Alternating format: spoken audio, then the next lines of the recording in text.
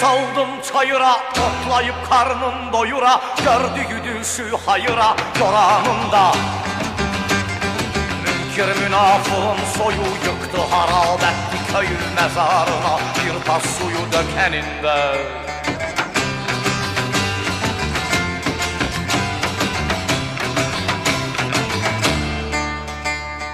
Derince kazın kuyusun, ilim ilim inlesin, kefen dikmeye iğnesin vereninde.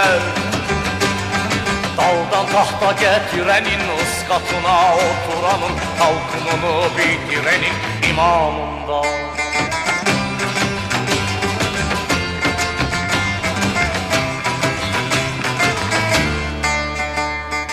Kazak Abdal söz söyledi, cümle halkı dahleyledi, sorarlarsa ne söyledi soranında. Kazak Abdal söz söyledi, cümle halkı dahleyledi, sorarlarsa ne söyledi soranında.